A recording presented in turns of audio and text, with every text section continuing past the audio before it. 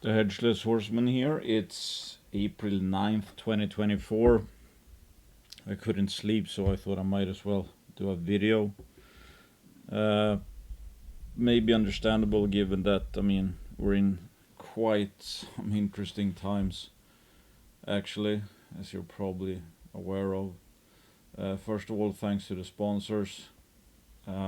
Markets right now, I cannot believe what we are seeing in gold and silver. It is absolutely ridiculous. I don't remember the last time I saw the metals this strong. The dips have a half-life of a few hours basically, then it keeps on going. And of course, it's like I was talking to a friend who's kind of dabbling into mining stocks. We talk a lot about stocks, and I'm kind of trying to teach him or explain how I think about the markets. He doesn't really have time to invest much, so he just buys some of the juniors that I like, a lot. Anyway, and we were discussing a topic that we've discussed before, and I think this is true for a lot of people right now. I think that it's actually explaining a lot of the, let's say, subdued moves so far in the junior space. That I remember when I think gold hit 2000 for a third time since 2020, or maybe the second time, whatever. I remember that, okay, gold had been on a tear. Let's say it went from 1800 to 2000. And juniors hadn't done much. And I, was feeling that, hey, gold has run for quite a bit already. So, we're getting closer to some kind of correction. And maybe even, a rejection of the 2000 zone. And of course, you know how the market is. People are going to be screaming about a double top or a triple top at 2000, and we're going to go down to 1500, etc. That's been constant. Now, for example, people are all bullish in gold, talking about that it's broken out, and now it all of a sudden feels really good or quite good to have gold juniors. I have never been this bullish gold juniors, but you still have a lot of, well, I was gonna say, you kind of forget how quickly things can change. Only a month or a month and a half ago, maybe 2 months ago, when I did my usual bullish tweets on Twitter, that's like, hey, which I've been basically pounding the table now for, I don't know, 6 months at least. That it's like, this is absurd, this is gonna go higher, you should be buying, and I got a lot of tweets saying that they can go down, juniors and miners can go down for years yet. Maybe you have no idea when it's gonna turn. Of course, that's a big reason why people sell the lows. And that's the most common, I think, excuse. Again, doesn't come down to value versus price. If anybody actually invested based on value versus price, you wouldn't give two shits about what you think gold price is going to do, whatever. Right now, it has been, well, right now especially, but like the last 6 months especially, it's been so friggin' cheap that it's crazy. You have billionaires pounding the table, and still you have almost everyone, or a lot of people on Twitter, coming up with this and that excuse about, I'm probably not going to buy, I'm going to wait. This might, this bear market might last for, years yet. And I just pointed out, it's like, it doesn't matter if it's years. From these levels that we've been at, it's like hundreds of percent, if not 1,000% in some cases, going from bottom to top. You should be more than willing to wait years for that. But of course, everybody else knows a lot better than doing something so simple as to buying cheap, literally. in absolute and relative terms. I mean, it's never been as cheap as this, probably in decades at least. But that's, again, not good enough. It's not complicated enough. Everybody has to be right on every friggin' move. And it's like, oh, if it's 6 months from now that the rally comes, the opportunity cost, what I hear all the time, opportunity cost. And still nobody actually uses opportunity cost in the right way. People look backwards and then say, well, there's been the opportunity cost. One could have been in Bitcoin. One could have been in crypto. Yeah, if I had a time machine, I would go all in Dogecoin, 8 years ago. But that's not how investing works. It doesn't matter what has happened. We can't invest backwards. And that's, of course, why people buy the tops. Like, oh, there's been opportunity cost in NVIDIA, so it's been going up, and I missed everything. Opportunity cost. So it's obviously going to go up even more. So I got to buy now. Oh, that was the top. I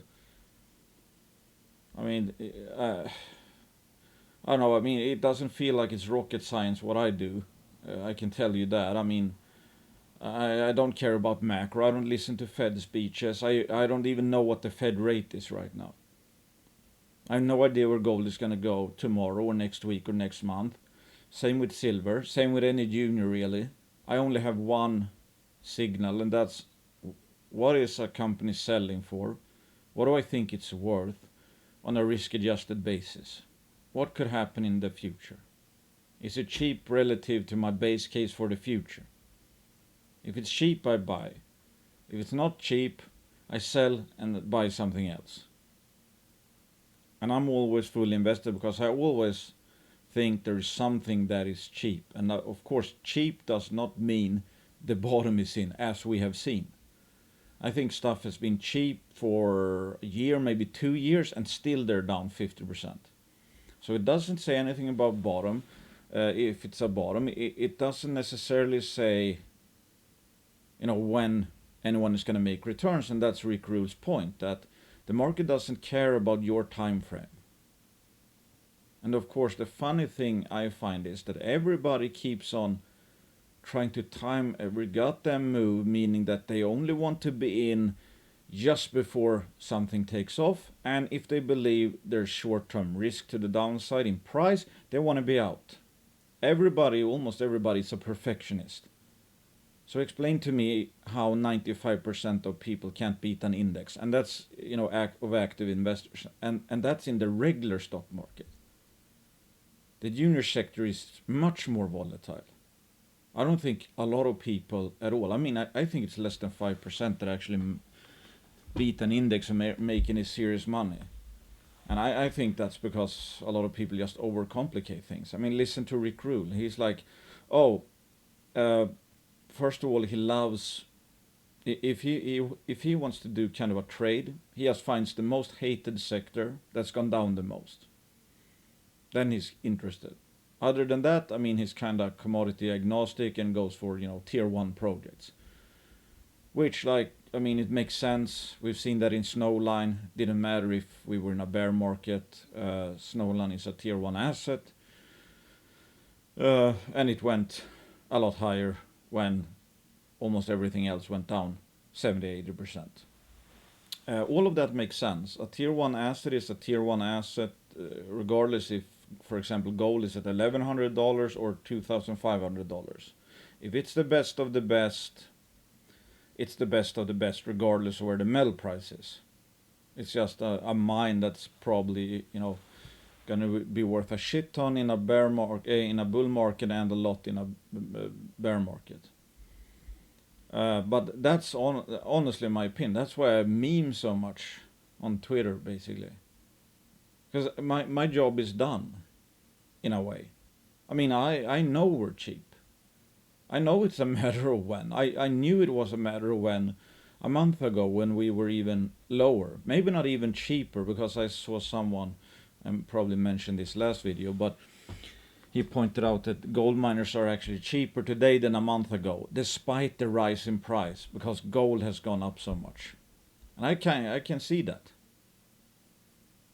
When you think about that, the gold price obviously, comes with leverage. If gold goes up 5% or whatever. Typically, the margins of the miners don't go up 5%. They might go up 15%, whatever. I mean, depending on what kind of margin. I mean, if you have a break-even cost at $2,200 and the gold price jumps from 2,200 to 2,350 or 60, where it is now, you went from no profits to $160 in profits per ounce. So that's an infinite jump in profits because you went from 0 to 160.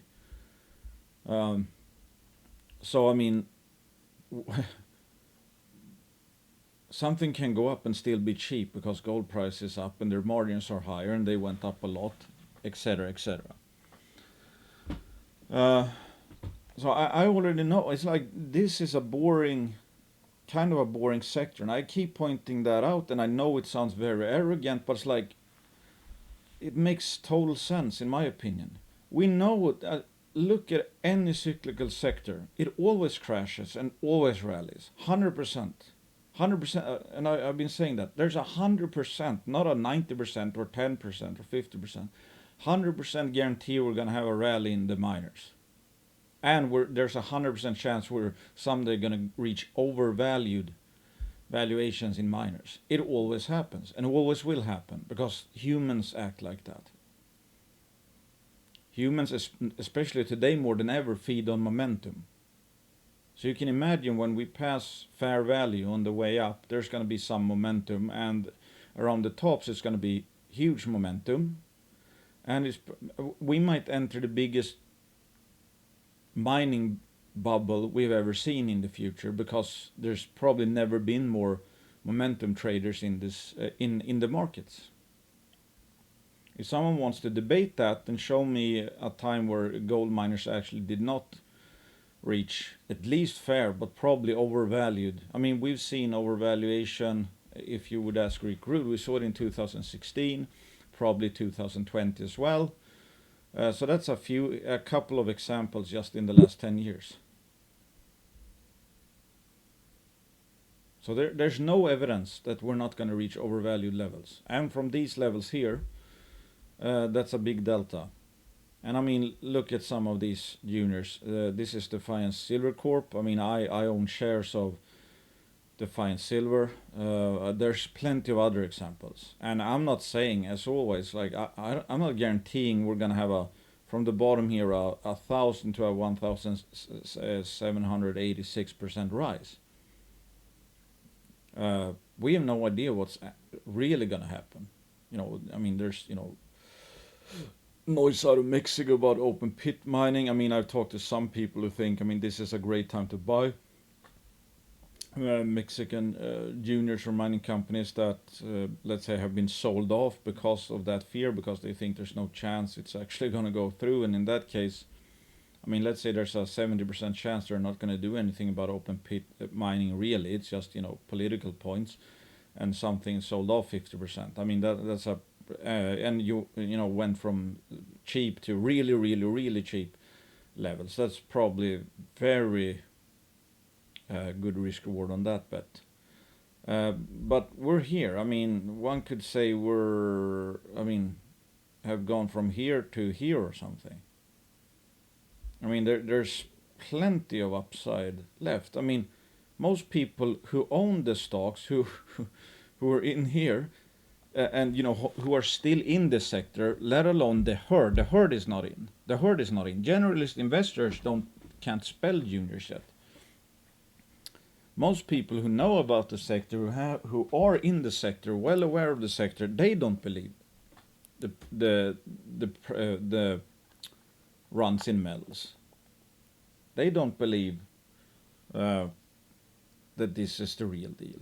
Because if they would, if people knew, we're going to have a run like this, these are absurd returns, then the price would already be, if we did a similar rally in the similar time frame, price should already be up here or whatever. Excluding dilution. So it's like, a rally from here is still going to be kind of a black swan event, because you can't explain it in any other way. People say that market is rational, and the junior sector by definition then is rational. How do you explain these moves? This is not specific to Defiance Silver. So you have 1,000% in 8 months, which is absolutely outrageous. Then you have almost 90% correction. Then you have 1,786% run, and then you have a 92% correction. Every single move like this, especially since it's sector-wide, that's like a black swan event, followed by a black swan event, followed by a black swan event, followed by a black swan event. That's how ridiculous the volatility is here. If that's an efficient market, you know, I don't know how anyone could explain this to be efficient in any way, shape, or form. It's off by orders of magnitude. Every couple of years. No, it's an absolute ridiculous sector. There's an underlying value, and I can tell you, it's like the sector doesn't oscillate this much in value, because the market is supposed to price in the long-term value of businesses. And you can see that in Bear Creek, which hasn't changed much, and that's just the kind of the perfect trading sardine. It goes up 500%, drops 90%, up 500%, drops 90%. It's still been the same deposit. Yes, they've added a mine, which adds more leverage, but anyways, like you cannot rationally explain the moves in this sector.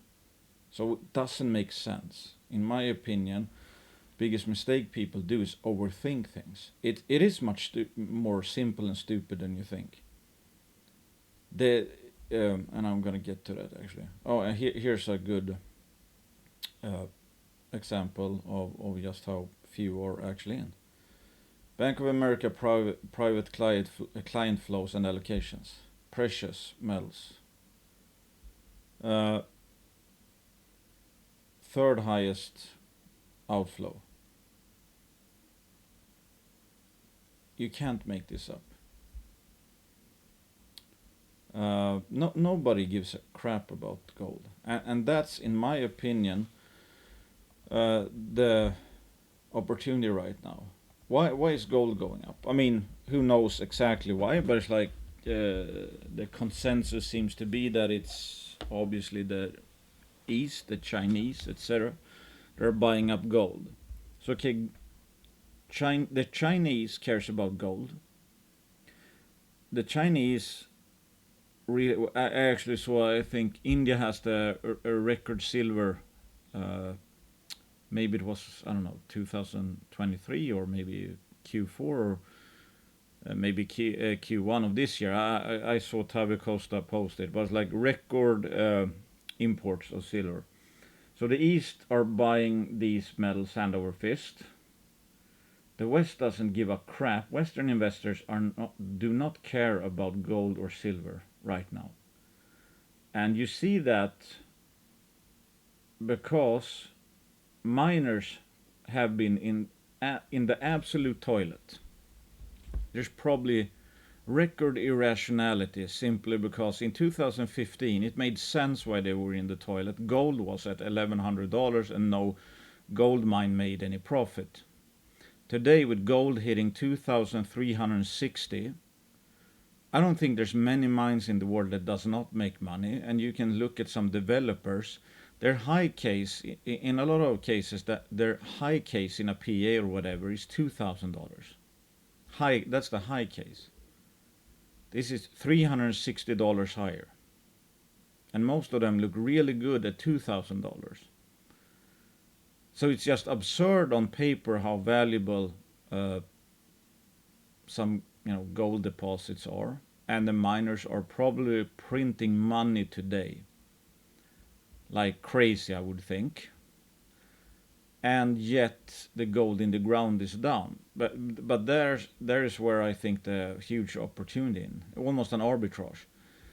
Gold is a I mean a global market. So the Eastern investors, they're buying up gold above ground. Okay? Western investors don't care. And where are our stocks trading? At Western exchanges. So the East is making gold go up, above ground gold go up, being on fire, obviously. And in the ground, we Western investors can steal gold in the ground because there's nobody in the West that is in competition with us. That is absolutely ridiculous, and it might be a once in a generation kind of thing, because I mean I don't remember if the East really has set gold prices in this way in our lifetimes. Um, so yeah, it makes sense. I mean, it makes sense from a human perspective, and the fact that humans, or I should say, that it's not value that dictates the market in the short or medium term even. It's flow of funds and sentiment. And the sentiment is low in the metal space, and flow of funds is still negative. So the few Western investors who just realized that, oh my God, gold is actually at $2,359, silver is at $28. Uh, I can buy, decent to good to maybe great projects even for, I don't know, 10-15% of their intrinsic value on paper at least. Yeah, I mean, it has to obviously be some kind of quirk to generate the, let's say, biggest value opportunity in decades. So I think that's it. Simply that Western investors are not aware and don't care about value right now. They don't care about value. I mean, and there's no fear. I mean, I just look at Dogecoin. If you have all these cryptos still around, multi-year highs, there's no fear really. Because who the hell would not sell a meme coin that was created as a joke if they actually were fearful of, let's say, the world economy or banking system, whatever. I would dump that crap so quick. Yeah, hard to explain. But anyway, going back to a previous point, like when I was talking to my friend, and we got to talking about, okay, last time, gold ran to $2,000, and I remember us talking, and I was saying that what sucks a bit, if you want a short-term move, if you want to make paper profits, is that juniors haven't really rallied with gold, and gold has rallied to 2,000, and we're closer to some kind of correction, especially, I mean, because that's such a big resistance line, 2,000 all-time highs, it's been tested before, etc. That we're probably gonna have a correction. And given how stupid or weird the market is, it's like, okay, and that comes down to sentiment, which we're seeing right now, that people don't act on, well, they don't have a positive outlook, positive feelings, so they're not willing to buy typically. But if they see any kind of fear of a short-term correction or risk or whatever, they're gonna sell. And we saw that gold hit 2,000 again. Juniors went up a bit. Gold went down from 2,000, and the juniors got slammed. So they didn't go down from a higher level, if you know what I mean. Juniors had barely gone up before gold keeled over, and given how sentiment was, it's gonna go down with it. It's like somebody said recently, not today maybe, but I mean just 2 months ago, that if a junior has good results, it sells off. If it has bad results, it crashes. And there's no real connection to underlying price. Everything is relative in the short term. And we're going to get to that. Yeah, so it's like stuff like this. I feel like metals will have a pullback any and every day. Lately, that makes me naturally think about selling miners. I mean, that's very human. Because again, recency bias has taught us that, especially silver, which has been zigzagging since 2020, every single rally was kind of a lower high. So we've seen, let's say, 15 examples of that, or 20 or whatever, in the last, what could it be, like last 3-4 years?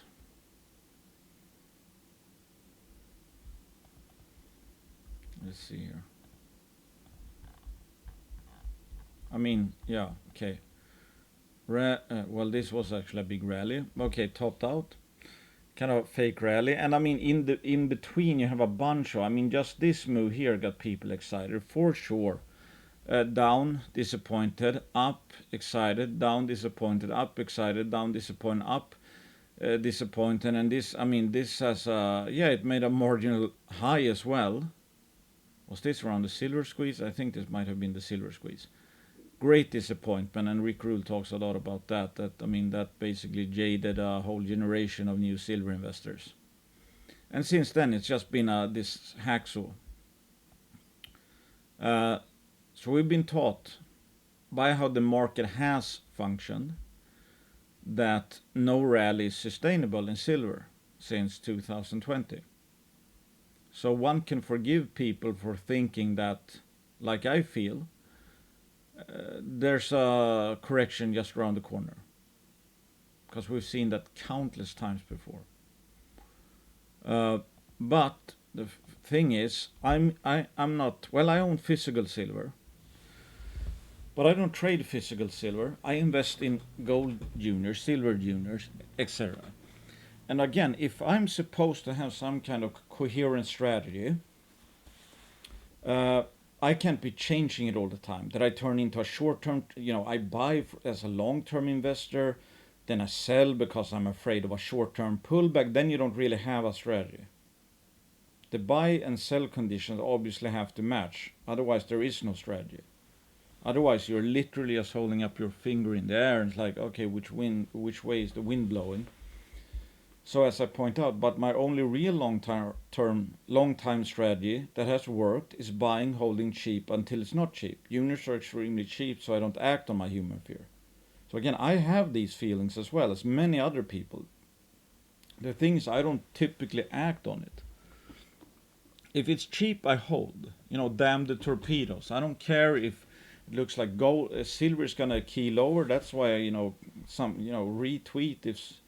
Sometimes if someone says we're gonna have a correction or whatever, it's like, yes, that's a possibility, but I don't care. That's the beauty of it. I was gonna say, I don't care. I think anybody who, let's say silver goes down $1 over the next week or $2, and there's cheap silver juniors that would still be cheap if it went down to even, I don't know, $22 or something.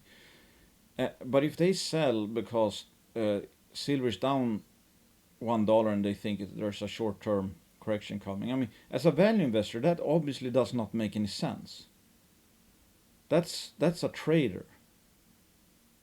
That's trading. If you are actually a, let's say, longer-term value investor or a value shuffler as I am, because I'm fully invested, so I kind of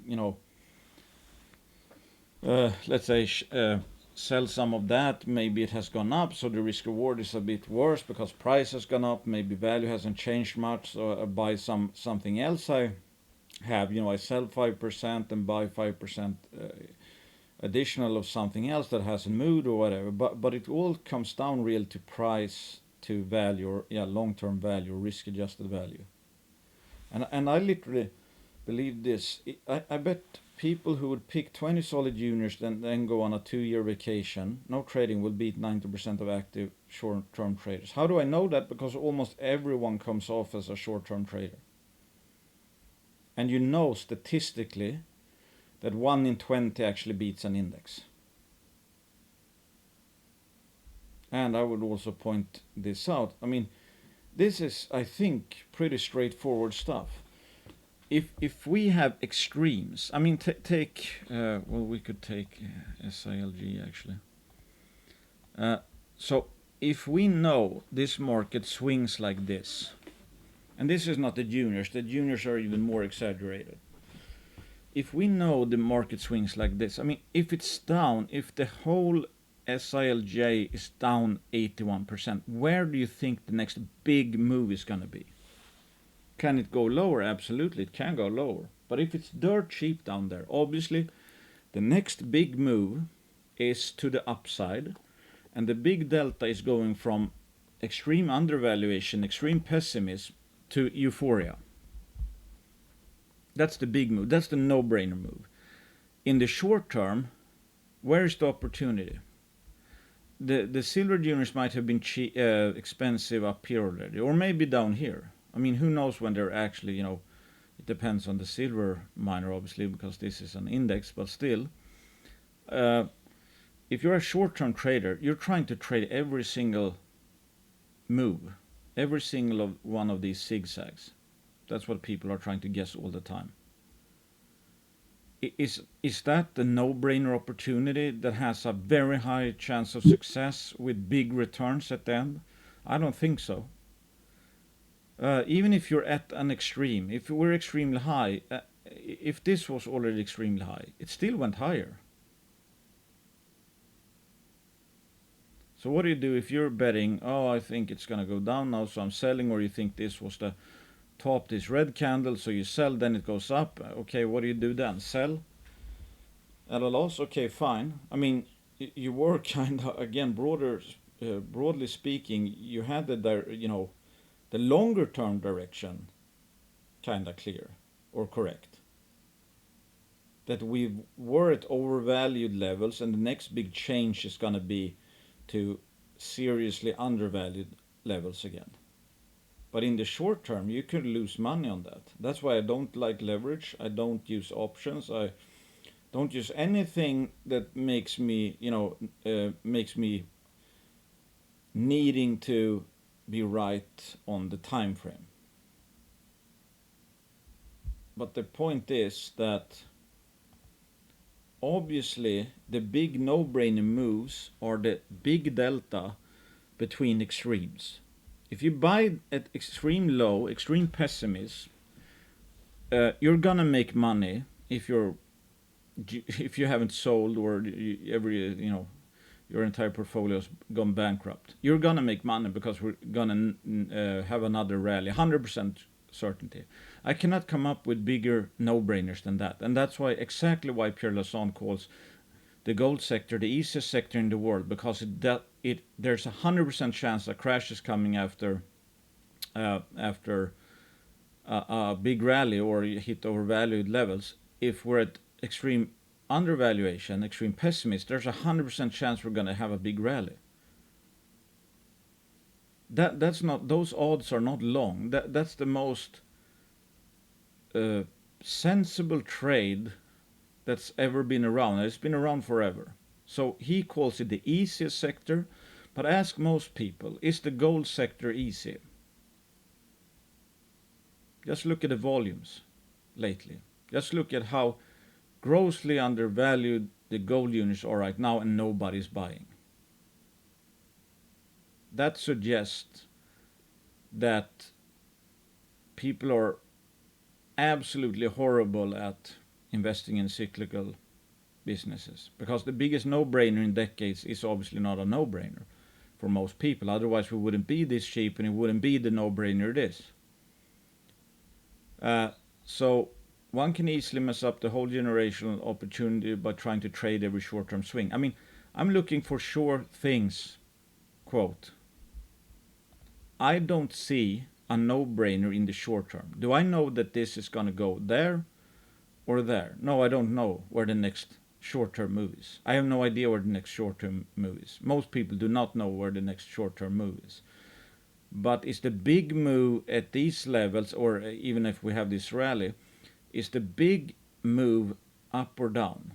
The thing is, even if it goes down, and becomes extremely undervalued again, you know where the big move is after that.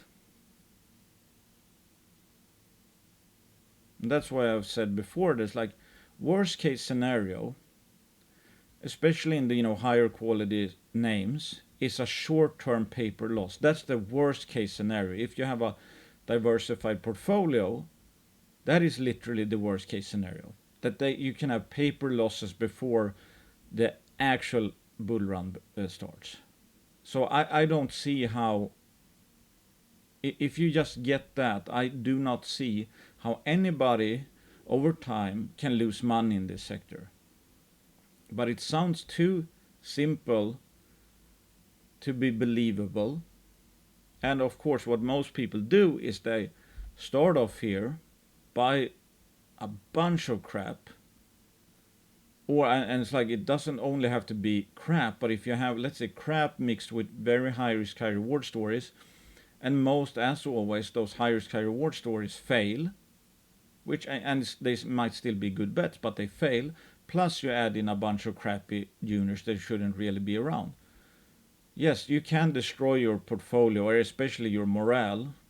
But even if you start off with, I don't know, $20,000, you're down to $2,000.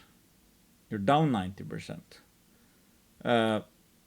If you had $2,000 around these levels, and $2,000 is not probably impossible to get your hands on over 6 months to a year, you're already up to $4,000. And from these lows, especially the junior sector tends to go up a lot. So if you're at $4,000, 400%, you make it all back, and that's from minus 90%. If you add more, you're gonna, reach break even sooner. Yada yada yada. If you have heavy paper losses, whatever, because the sector has gone to extremely cheap levels, there's no easier time to make it back than adding more money into your account, because that's where the highest future rewards are spawned. This is one interesting thing, and I've been touching on this. Like, AI could add 1 million tons per annum of copper demand, Trafigura Economy says. This is tweeted by Robert Friedland. Does anybody know that for sure? No, but we know that every single stock on S&P 500 and AI and crypto, everything like that demands commodities. Let's say there's which we've seen, by the way, there was a chip shortage not too long ago. I mean, if there's even one metal that is critical, and there's no supply of it, you can't build, the chip. Everything stops.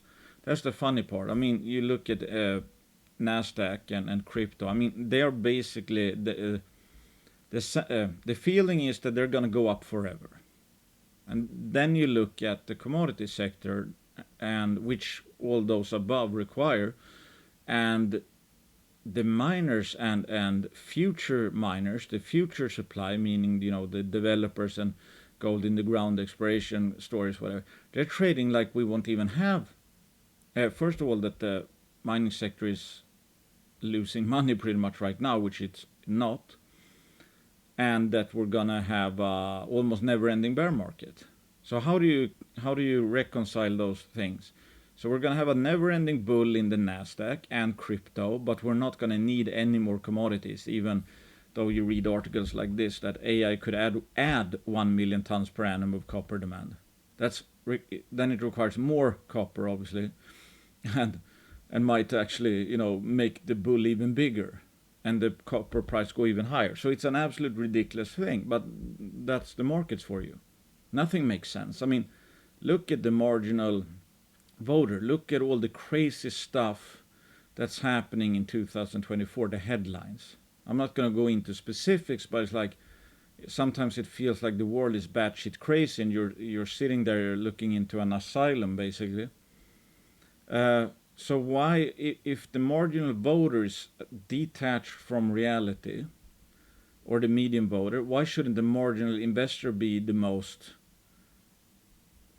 weird ever. I think it makes total sense that 2024 we probably not had wackier population in the West, more instant gratification, more lazy, uh, undisciplined, and all of that. And that obviously shows up in the markets because we're humans. So if the marginal investor is lazy, lacks discipline, doesn't have a grasp of, I don't know, common sense or value, whatever, and they're just emotional momentum traders, that's obviously how the market is going to function. And I think there's a reckoning coming sooner or later. I mean, given how the metals are acting, might have started. Anyway, and this is very interesting, I think, from from Stillwater Critical Minerals, for example, and of course Magna Mining. I mean, think about what this kind of stuff means. Signed into law, in 2024, 40% of critical minerals found in EV batteries will have to be extracted or processed in the United States or countries with which it has free trading agreements, or they will have been recycled in North America. The percentage rises to 80% by the end of 2026. That's 2 years from now. Also starting in 2024, 50% of battery components will have to be manufactured or assembled in North America, rising to 100% by the end of 2028. I mean, I don't know if they're gonna change this or not. I mean, what happens if Trump wins? But it's like, think of the implications. I mean, now it's starting to make some real sense why you see FPX nickel and Canada nickel, etc. These huge low-grade deposits that might require 3 billion plus in capex. Why Sumitomo, Samsung, even Agnico Eagle invests in them?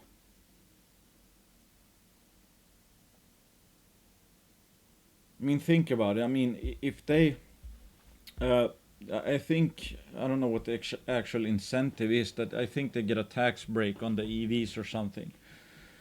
Or, I mean, maybe they simply can't sell cars. I mean, obviously you would need to be prepared. I mean, regardless of, if you're sitting at 39% and it's like, oh, to get over that you need the nickel to come from, be extracted in North America. And that leads to, it's like, okay, if you're stuck at 39, you can't sell your car or you don't get a tax break or whatever. How much are you willing to pay for that nickel? A lot, probably. Because if you don't sell the cars, you have actually a profit of 0 on those cars and only sunk costs. So it's theoretically, in a sense, priceless in that case to have supply coming from North America. This makes me, obviously, I hadn't really seen this before. I didn't know it was ramping up that quick. That's like just within 2 years. Because obviously Russia is a big nickel producer, Indonesia is a big huge nickel producer, and PGMs big time out of Russia, South Africa as well. I don't know if the U.S. has a. I mean, it's not obviously in North America, so I guess that doesn't get covered by that. So in that case, I mean, maybe there's huge pressure to get nickel, PGMs, whatever you need in EVs, copper, from North American sources. That you literally, it's like, we can't buy this cheap Indonesian nickel because that's not going to get us over the 80%. And of course, I mean, this is 2 years from now. They would have to, I mean, line up their supply chains today, basically, I would think. So I don't know if this actually is going to go through, because it sounds like madness almost, that, okay, in 2 years, they're supposed to go from 40 to 80. And, manufacture and assemble is going to go to 100% by the end of 2028. But I mean, if that goes through, and it's like I think that's why we're seeing these multinational corporations buying up nickel. And again, look at the prices. So it's like Magna is at 100 million with 2 mines almost ready to go in North America, in Canada. One of few mines, maybe the most advanced, at least junior developer in copper nickel PGMs in the all of North America, I'm pretty sure. It's absolutely insane. I mean, this could be a tidal wave of demand, pretty much. Here's one interesting as well. It's like I-80. It's like I've been talking about it relatively recently. I bought some. I've added some at when it dipped around these levels to for the hodl folios, and I couldn't figure out. It's like, I mean, this has, I mean, the I-80 has multiple projects in Nevada, well over, like, I think 12 million ounces of gold, over 100 million ounces of silver, and they haven't done a resource estimate in quite some time, and they've had huge drill success. They have some of the best holes out there, and it's sitting at 500 million or slightly above 500 million, which is like, I mean, that's less than Rupert Resources. That's a bit higher than some 3 million ounce relatively low grade deposit. But like, I couldn't comprehend what was actually happening. It's like, are you kidding? This is probably one of the most de-risked plays, huge endowment, and it's like Quinton Henney said that this is probably on the buy list for a major company. And at 500 million, it's absolutely crazy, in my opinion. But now it's starting to make a lot more sense. So today they announced 86 million bought deal, got upsized to 100, almost exactly 100 million.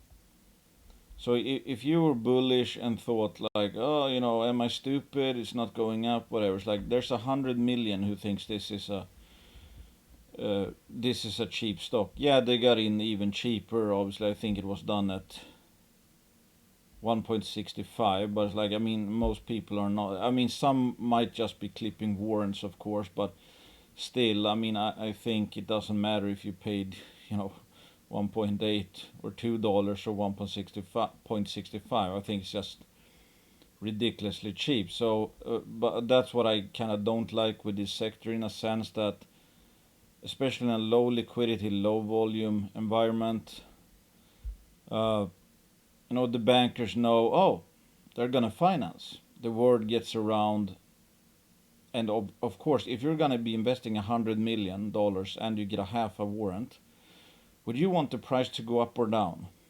Would you want to get those 100 million deployed at cheaper levels or more expensive levels if you get a half a warrant? Obviously cheaper. So I mean, that explains this. Like, okay, here it followed.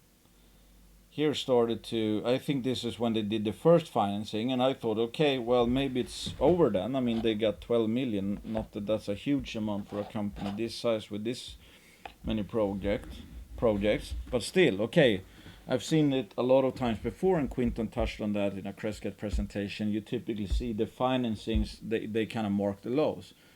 But then, okay, consolidated, I-80 bounced back a bit, and it's like gold started to rocket. And still, I mean, from the bottom here to the top here, I-80 had basically gone down, which is obviously super weird because their portfolio, if they had economic studies on all of those projects, just from this period here, they probably added way above their market cap in net present value. Added in net present value. So it made no sense to me, but now it makes sense because there were 100 million, as we've learned now, waiting to get into this stock, and obviously they want to make a lot of money, and so I mean, if you know you're going to get into a placement with half a warrant, you can sell as much as you want. because you get an even lower price. You can short and sell. You're gonna get your position back. It's gonna be an even sweeter deal because it's gonna be lower. Plus you get a half a warrant. So if you're bullish the story, you would be selling I-80 if you knew you could get into the placement. So now I think we're kind of getting ready to probably rock and roll, because this is one of the most, in a sense, predictable stocks. Like, consolidates, jumps, consolidates, and I bet that almost all of these lows coincide with some kind of financing, and then they ramp it up again because they want to make money, obviously. So now there's 100 million deployed that wants to show a profit in a low liquidity environment with gold up here. So yeah, I think they're gonna get, when this closes, it's a bought deal, so I think they can sell immediately if I'm not 100%, if I'm not mistaken. So there might be some selling and warrant clippers, but still, the market is a voting machine in the short term. I think I-80 will do well from these levels going forward. Headwater, I don't remember if I talked about this, but Headwater Gold announces planned 2024 drill program on Spring Peak and Lodestar projects, Nevada. So this is the first 2024 drill program they announced, because they have a bunch of projects. Spring Peak and Lodestar, which they are very close to each other. Here you have the Aurora vein system, 1.9 million ounces of production, 20 million ounces of AG. There's still a small plant there, or a mill here. And this is all, I was going to say, wide open. I've been to I think it was the Zodiac Sintra I actually visited. I was standing on the outcrop with Brent Cook and Caleb and some other people. Spring Peak, again, wide open. You can see the footprint of these veins here. Here you have the kind of, vein targets, and they staked all of this. They added this Northern land package because there's nothing to say that this doesn't actually continue, and we have a low sulfidation epithermal district. And the only, I was gonna say, thing that's holding Headwater back, because they have had very good drill success actually, is that I think they used one rig here, maybe two actually, but like, the more they drill, the more gold and silver they're gonna find here. That I am sure. Nothing is closed off. How much do you need in Nevada? It depends on the grades, obviously. In the Walker Lane trend here, Nevada, where every mining company would like to own an asset. You have, again, this is not brownfield, but it's like, this is disturbed ground right next door. Obviously there's, infrastructure around. Lodestar, virgin territory, already know there's a sinter target, so there is a low sulfidation epithermal system. Question is if it's mineralized, and to what degree, and how quickly they find it. But given where we are at, yes, probably mineralized. Probably precious metal fluids would have gone up there. If I had to guess, obviously.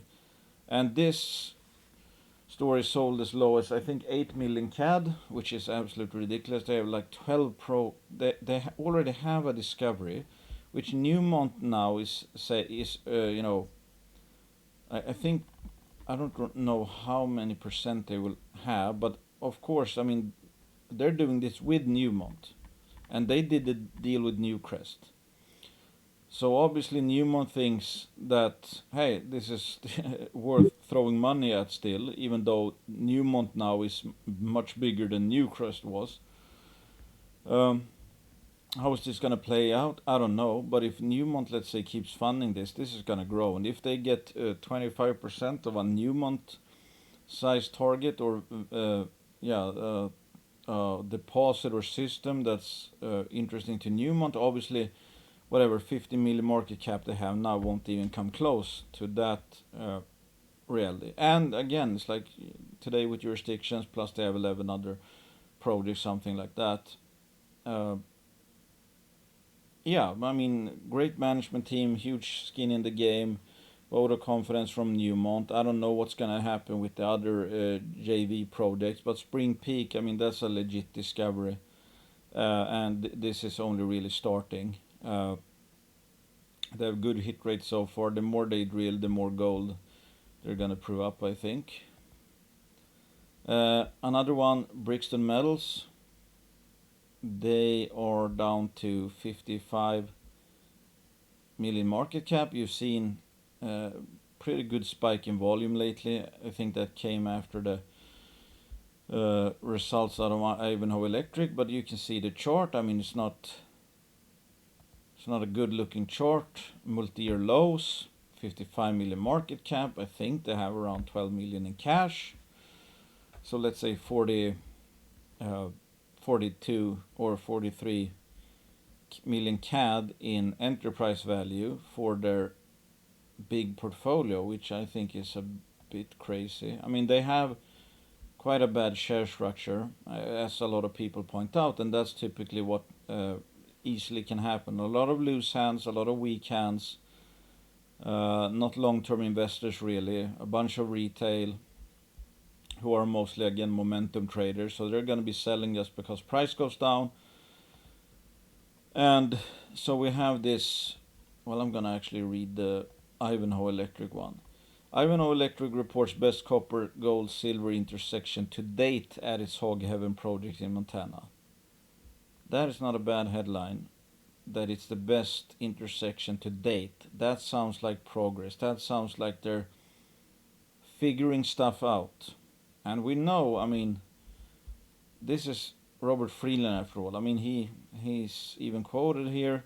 Since our earliest drill holes at Hog Heaven, we have been struck by the widespread sulfide mineralization containing a wide variety of both base and precious metals seen throughout the system. This is the smoke to a potentially special porphyry system. Today's results are a great endorsement of our faith in the special part of the Earth's crust.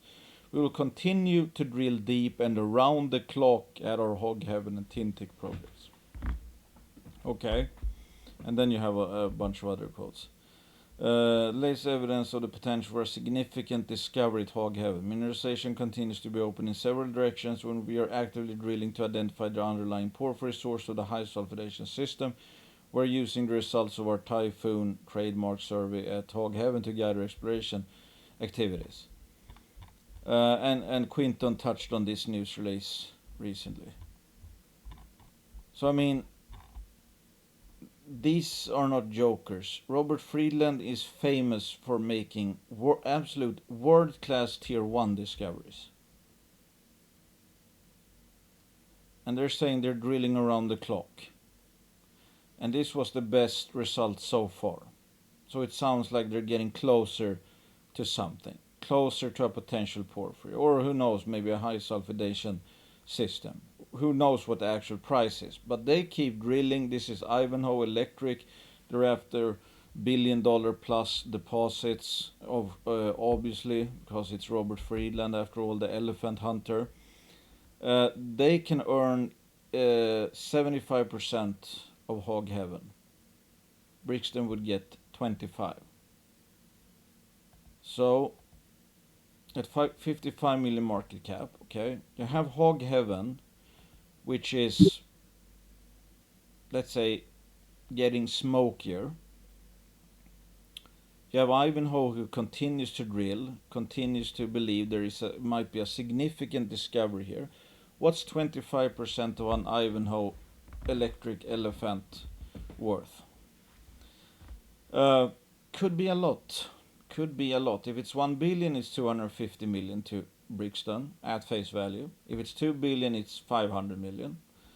But it's not only that Brixton has, obviously. It also has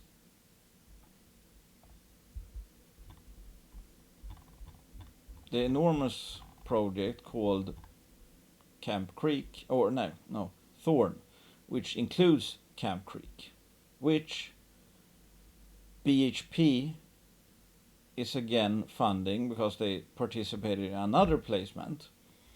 So they have a BHP-sized price or potential price. They have BHP-sized project and an enormous land package in Canada. You can see this is Brixton alone. This is a Galore Creek Tech Newmont JV. They basically have I think the largest land package here or something. So there's a bunch of targets within this enormous. It's almost a small country basically. You can see the scale bar here. So they're mostly focusing on Camp Creek. I think that's what BHP is after, finding a huge copper porphyry, copper, gold, silver, moly district. Again, BHP has a market cap of around $150 billion, biggest miner in the world. They think there's a shot at a BHP sized price here. Right now, Brixton owns 100% of it. Let's say they drill this year, because they're gonna drill this year. What if the market finally gets convinced that, hey, this is actually a discovery, this looks like it could be another, whatever, at least another saddle, or maybe up to, the top end would be something like, Philo Mining, or who knows, some of the other huge porphyries out there. What chance of success is priced in that Ivanhoe Electric is going to make a significant discovery, or that Camp Creek is going to be a significant discovery, if you're paying 55 million in total for both shots? Not a lot. If you just split that in two, that's 27.5 million per project. That's an awful low chance of success priced in, I would say, especially when your partners are BHP and Ivanhoe Electric. I think it's ridiculously cheap. It is one of those high risk, high reward stories, because they can end up with Ivanhoe Electric not finding anything significant. Could end up with BHP or Brixton not finding anything significant at the Camp Creek target or any other target, etc. It's absolutely not a guarantee, but that's the thing. If they end up making one of those discoveries, or any one of those becomes a significant discovery, then you obviously have a multi-bagger, a major multi-bagger. Maybe, if they own 100% of Camp Creek, that's obviously a 10, 20, 30 bagger is obviously not out of the question totally. Let's say they do some kind of Philo Mining hole or close to it. I think this stock is just going to absolutely catch on fire. Because now, with the sentiment having gone down with price, the market don't think that Camp Creek is worth much. That there is a very, very low chance of success. If they drill a whopper of a hole up there, given that BHP is in, I would guess this is going to multiply pretty quickly. But we have to wait until the fall, but then you also have the option of okay, yes, going into assays is, pretty risky. What is the market going to think about Brixton 6 months from now, when we're obviously closer to assay results? Is there some kind of will they still be trading at 55 million going into drill assays from a BHP type target? I'm not sure about that, if you know what I mean. I think there's if only for trading purposes, I think there might be some pretty low risk drill speculation rewards to come. And of course, if they actually hit, then that's just going to probably be the start. Still, and then you of course have Ivanhoe's drilling at Hog Heaven as backup as well, so you could still hit total dusters at Camp Creek, and Ivanhoe Electric makes a significant discovery and this becomes a multi-bagger, or they miss at, or they don't find anything at Hog Heaven, and Camp Creek, they get a slammer hole at Camp Creek, and this gets lit on fire. And they also have, now with the silver market picking up, they also have their Langis silver and cobalt project, which was actually one I was very bullish on many years ago now, which obviously has taken a back seat to a BHP project and also, I mean, hog heaven in my eyes. But still, I think there's some value in Langis, and they could, I don't know, maybe spin that out or whatever. I mean, if the silver market really gets going, I think it's a legit. I mean, it's not even. I don't think they even really talk about it in the main presentation, which just kind of goes to show how, I mean, much focus, or that it's Thorn and Cab Creek that it really is the flagship project. But yeah, based on the sum of its parts, yes, high risk, high reward story if you don't count Langis, which is more brownfield exploration. But based on the sum of its parts, nobody can tell me that this isn't cheap. I'm already going way above. I was gonna. First of all, I'm just gonna cover a bit here. It's like, yeah, again, how just on the topic of how the market is relative. Red Pine, they put out news. Maybe I talked about this. I don't remember. Red Pine put out news April 3rd. Intercepts significant mineralization in the Headwater Gold project, including 5.53 grams per ton over 11.53 meters, including 15 grams per ton over 1.14 meters. I mean, pretty good results. It's not like mind-blowing, but well, this is Bonanza intercept, but you know what I mean. It's not like a barn burner assay, and in my opinion, they don't need it. I mean, they haven't done a resource estimate in quite some time. I think this is likely going to become a mine given the location and the jurisdiction and all that. It's close to Wawa, the town of Wawa. Yada yada yada. But it's funny that I think it's sold off on the day of the assays. And that just goes to show how relative everything is. And why stuff can be so incredibly cheap when there's negative bias in the sector. In no way, shape, or form do I think that Red Pine is worth $41 million. I think it's worth a lot more. Right now, especially at $2,350 gold. So really, I don't think there is even any assay results that can make Red Pine have a value really of less than the market cap. But still it's sold off. Like, you know, oh, it was fair valued at wherever, 25 cents. But after those results, which were pretty good, the value / price for the company went down. I mean, that's just ridiculous. But that just, again, goes to show. And the opposite, I would say, is happening in Magna. They put out some absolute barn burner holes.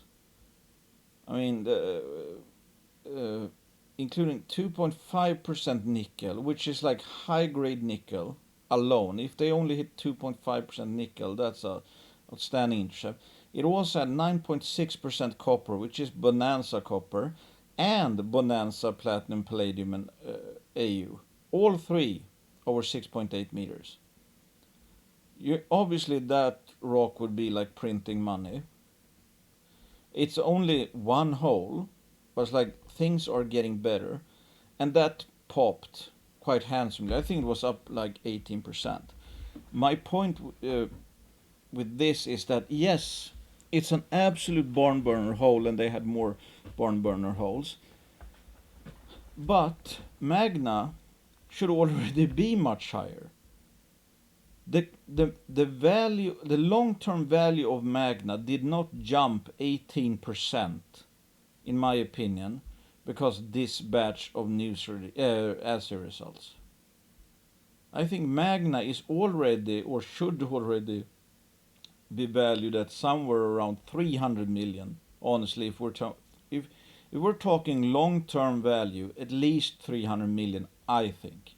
They're a banner sponsor. I'm biased. I own shares. I own shares. My you know uh, family members own shares as well. But I hope you get my point, and that it's all relative.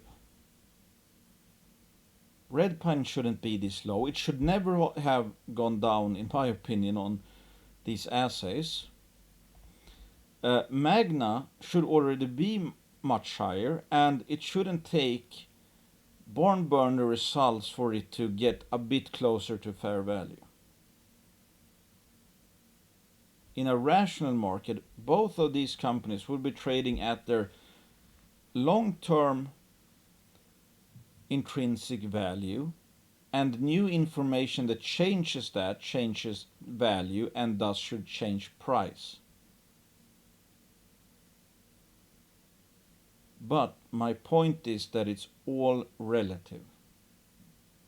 So these kind of results got people to buy, even though, in my opinion, the market should already have bought Magna up to, I don't know, let's say $2, and maybe from these results it went up 5% or 10% or whatever.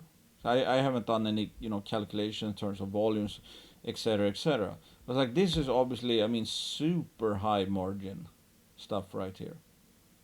But that's why I feel very comfortable with Magna, because like, I don't care really what the price does. I think it's batshit crazy how the market is pricing Magna, and I don't care if it's like, I mean, yeah,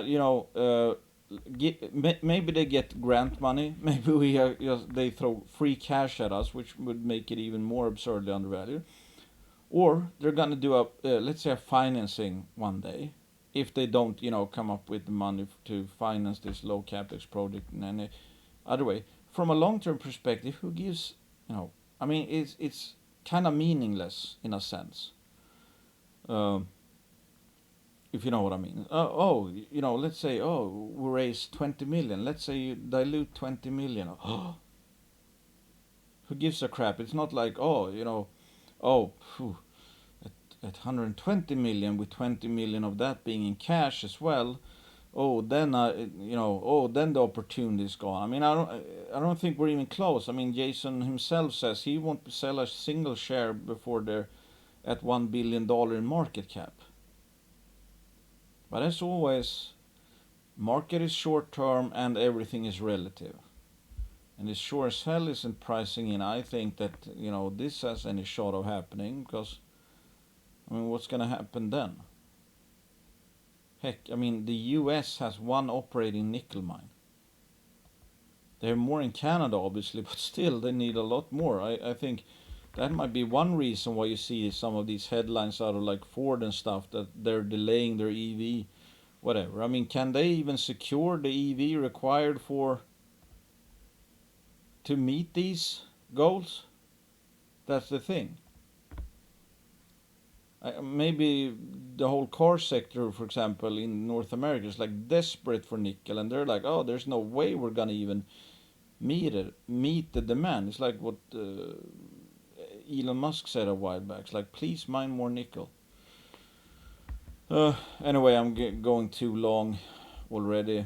I mean, I would maybe was gonna end with, it's like, yeah, if it's not obvious, I've been spamming the First Nordic forum lately. When I find something that is, I mean, that's what I like, actually. That the most fun I find is finding a hidden gem, let's say. Something that's like, oh, like right now, I have I could be buying 50 to 100 juniors probably and would be pretty happy with it. But like, you find those ones that's like, it's not only that you think they're cheap, it's that they're like, you know, so cheap you haven't maybe seen anything like it in years. And if everything is already cheap, kinda, I mean, then you can understand how I get really, really excited. I mean, I think, and I'm biased because they're in Sweden as well. Uh, this is not currently, this is my largest gold holding, I'm pretty sure.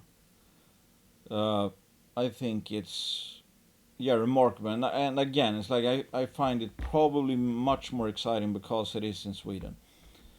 But I think First Nordic kind of checks all the boxes I'm looking for. And I constantly talk about, the let's say hodl stories where there's a long pipeline for growth. And recently I've said that beta is obviously going up a lot. Proven success obviously is going up a lot more in value as juniors get cheaper relative to alpha plays, and that my preferred entities are long-term cases where I can see growth plus I get a margin of safety, aka beta. Right now, given that if they have gold in the ground, it's getting revalued quite quickly at $2,350 gold. So I mean, First Nordic has the largest, 45% of the largest undeveloped gold asset in Sweden.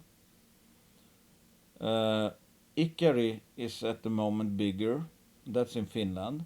But these deposits don't grow in trees. And this is a tier 1 jurisdiction. It's Sweden. Top 5 in the rankings on rule of law. One of the most civilized countries in the world.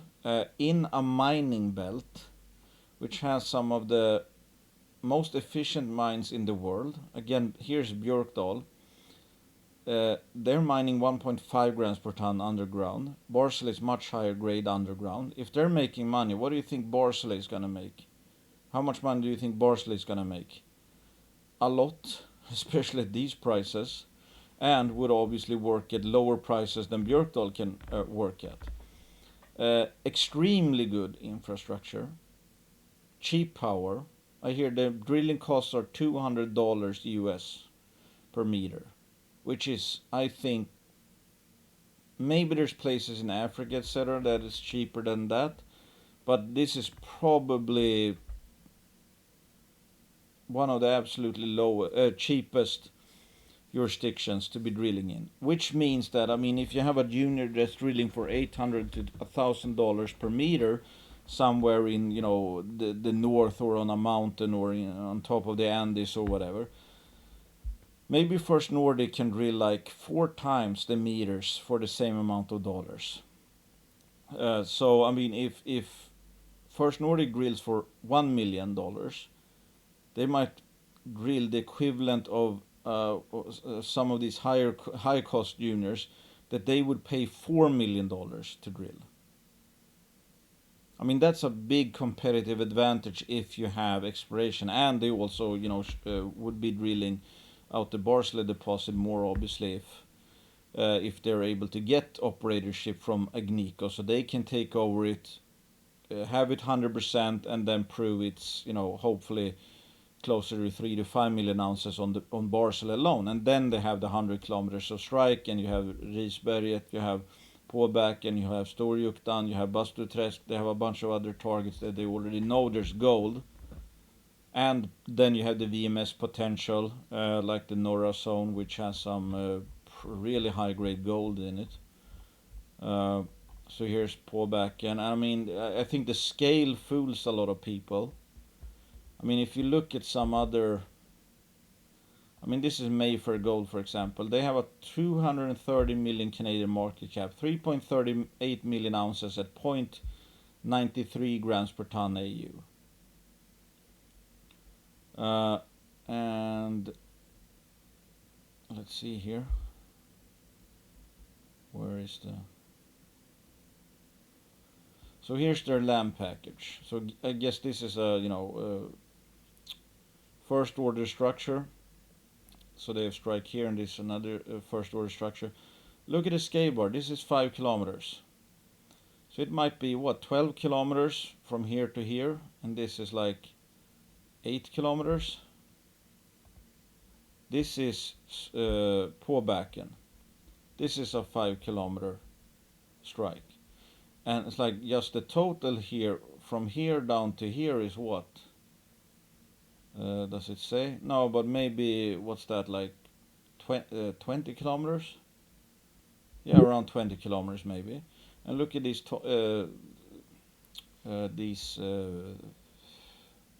what are they called? I think these are bot results. Or till geochem clustering. I mean, this is like what, 2.5 kilometers?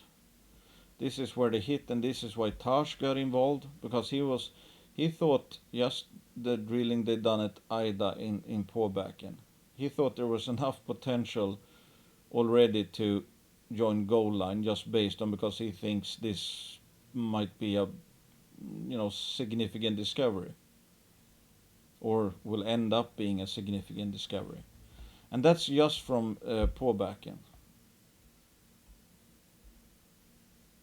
Then you have Storjuktan, which hasn't really been explored much.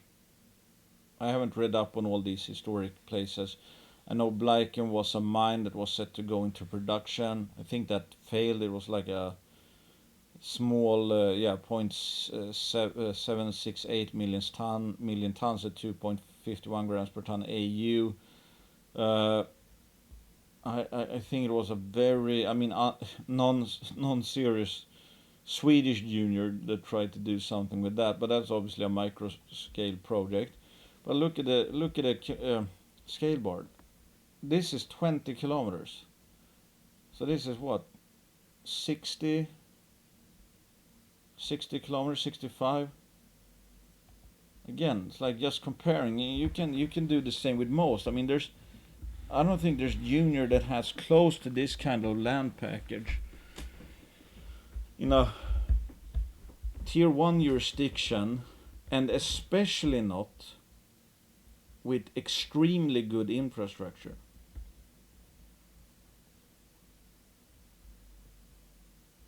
So what do I see in First Nordic? I see 45% interest in a multi-million ounce gold deposit that I think it would be worth a lot at these prices, and probably would work at much lower prices, and might be 3 to 5 million ounces at the end of the day. And that's just the start. Then you have a bunch of known targets, like they have drilling success, like Risberget, like Bastuträsk, and then you have Påbacken, for example, and it's like, start adding some ounces at $200 per meter of drilling. It's like, is it unfathomable that a land package this big, if you start off with a main deposit of, let's say it becomes 3 to 5 million ounces, that you're gonna have a multi-million ounce camp like 5 to 10 million ounces? I don't think that's out of the question at all. I think this is our remarkable case of a remarkable case where you get margin of safety, and these numbers don't add up at all, obviously, so they have to fix that. But and this is wide open, in between, along strike, at depth. I think this is 500 meters. I mean, they've hit down to 950 meters or something, 925. So I mean, odds are this is a orogenic gold deposit. Odds are these are just going to continue to depth, maybe a kilometer, maybe 2 kilometers.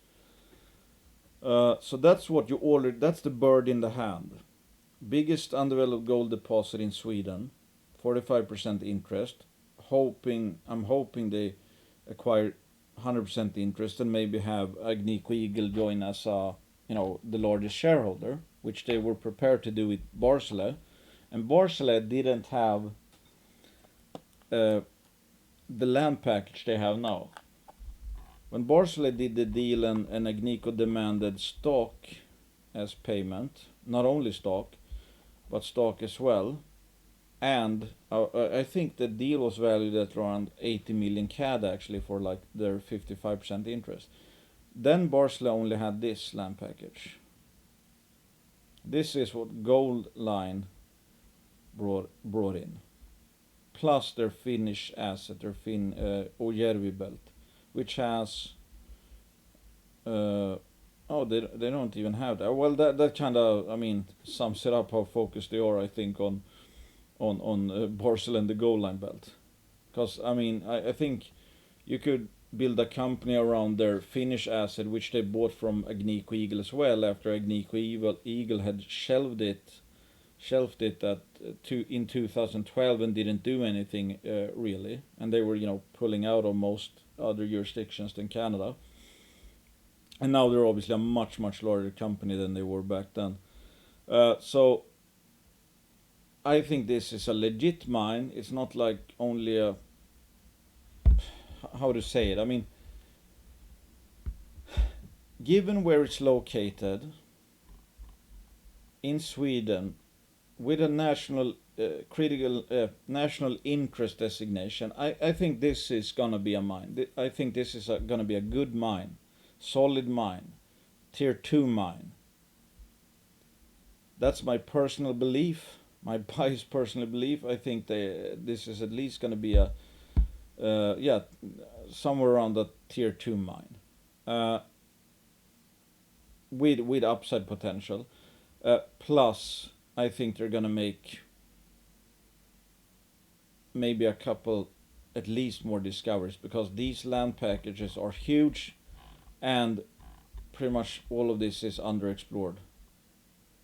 And if you think about it, okay, they hit let's say 6.47 meters over 6.47 meters of 2 grams per ton here.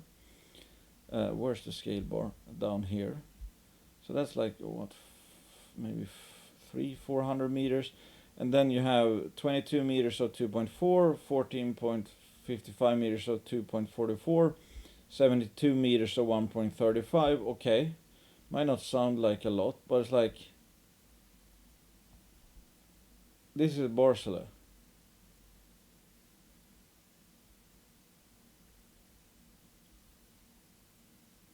If you only drilled shallow, done a few holes in shallow levels at Barcelona, here you might not you might not hit anything, or maybe it actually continues all the way to surface. So I can't, touch on wood. I can't say that for sure. It was like, I think Taj said that in a recent interview. I mean, the Påbacken is like that. Reminds him of like what he believes the early days of Barcelona was. And again, the scale of these anomalies is not small, and they have more targets. So it's like, what are the odds that? Plus, there's Fäbodliden to the south, which is 1 million ounces or 3 grams per ton. What are the odds that a land package? Where is it? Where is it? A land package this large. Here's the 50-kilometer scale bar. It's gonna have one multi-million ounce deposit. Is it possible? Yeah, it's possible. But what if you find a million ounces at Påbacken, a million ounces at Storjuktan? Maybe Riesberg, it becomes 500,000. Already then you might again be looking at a 5 million plus camp in a tier 1 jurisdiction with excellent infrastructure, very low mining costs, very low drill costs. And again, it's like, given the amount of strike they have, their land package is like on par with, I was gonna say, not the whole Finnish gold rush, but it's like their strike is longer, I think, than the first order strike down over in Finland, and that's a hot area right now. I think Taj said that in a recent interview, that if this was Canada, an analog belt in, I think, Quebec or Ontario, because basically the same geological setting here as they have in on the greenstone belts in Ontario and Quebec, there will be 7 juniors that will be sharing this land package, because that's the kind of scale which gets lost, because you often don't see slides like that. You more see slides like this, where this is 5 kilometers, not 50 kilometers. So can we see, or can I see a long pipeline for growth here? Yeah, absolutely. Absolutely. They have a shit ton of ground to cover. And we already know of several areas where they already hit significant gold intercepts, and that's outside of Barsele. And Barsele alone, I think, could be 3 to 5 million ounces. And then you have stuff like, I mean, Gary Cope in a presentation he did when he was, I think it was at the Deutsche Goldmesse, when he said that, Newmont is on standby to go see the project. I'm assuming it was obviously the requirement was that they would actually get the project, because I don't think Newmont is interested. Well, it was during a presentation where they were talking about the deal, so it's probably under the assumption that Barsele got to become operators and consolidate it 100%, that Newmont was on standby to go see the project. And not much has changed since then. Agnico has done the bare minimum of drilling just to keep the project. So it can't get obviously it can't have gotten worse if they don't drill. And it can't have become much better if they don't drill either. So yeah, super biased, but this is probably at, I think what's the market cap?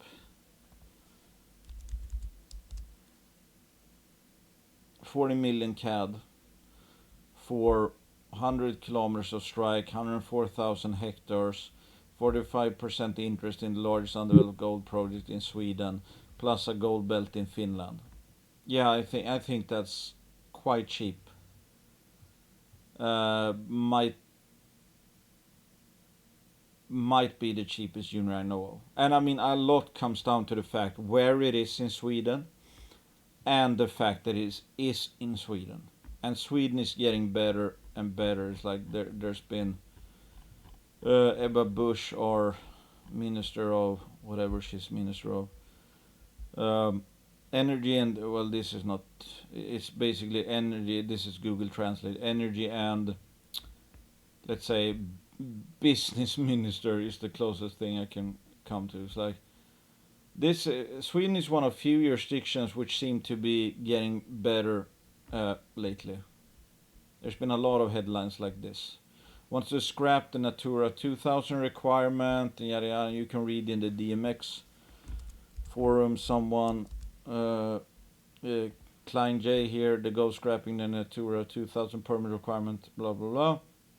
They royally fucked up the order of operations first permit.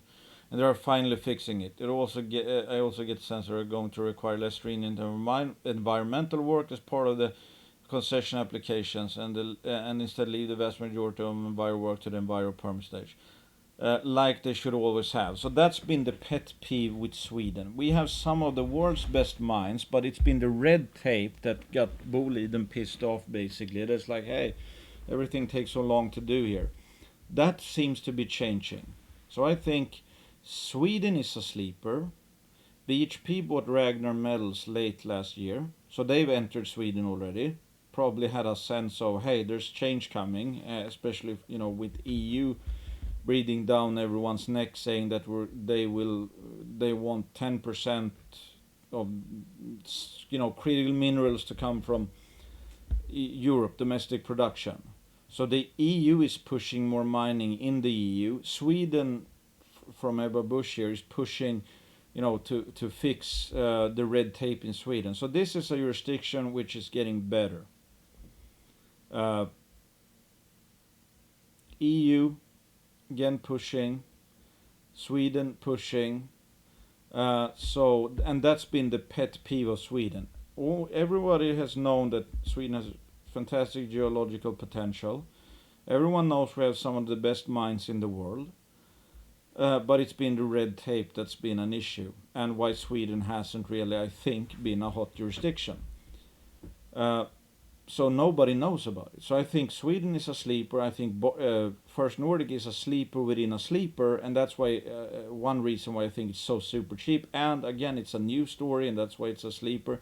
Consolidated.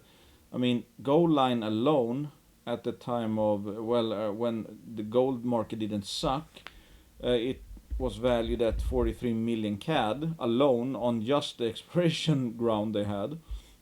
Barsele alone went up to 178 million in market cap in 2017, when the gold price was what, 1350. Now they are combined plus a a gold project in Finland with like 350,000 ounces at 4 or 5 grams per ton, and the combined shebang is selling for 40 million CAD. That is, in my opinion, is unbelievable. And someone asked me, I mean, or if it's a sure thing. No, nothing is a sure thing. But I can pretty much, I mean, the only sure thing I see is like, is something cheap or not? Not that it's like 100% gonna become a 5 or 10 bagger. Is this cheap? Yeah, I think nobody can convince me that an immense land package is in one of the best jurisdictions with a large gold deposit to start off with, which should be making good money, selling for 40 million CAD with a gold price of 2,350. If that's not cheap, I don't know what is. In 2016, you could see soil sample anomalies give a gold junior a market cap like this. Let alone I was gonna say a GNICO quality project and a fat land package, which happens to be with extreme good infrastructure. Anyway, rant over. Man, have I gone long. Consider me super biased. I think almost every junior I talked about I own. Some are sponsors as well. Twice biased again. I don't share your investment. I don't share your profits or your losses. If something doesn't make sense to you, do not buy it just because I like it. I mean, I haven't got close to 100% hit rate, especially with high risk, high reward juniors. That goes without saying, I guess. But I'm putting my money where my mouth is, especially with First Nordic, since I've acquired quite a bit of shares, and also thrice biased because it's in Sweden, which I think is super cool. But I think pretty much every company I mentioned here is cheap, and that's to be expected when we are at when the junior mining sector looks like this chart here. It's not outrageous to say there's a lot of cheap juniors out there, meaning that, okay, it's probably not a mistake, but a good idea to own some shares of them. But that does not mean that every single stock is just going to magically become a 10 bagger.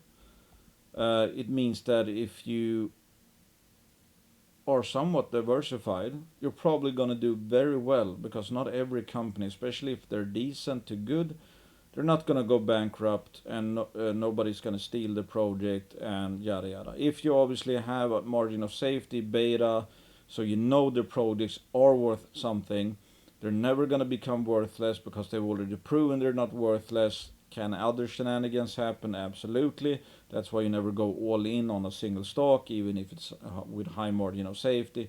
Yeah, you get the point. Thanks for listening. Not investing advice. Bye.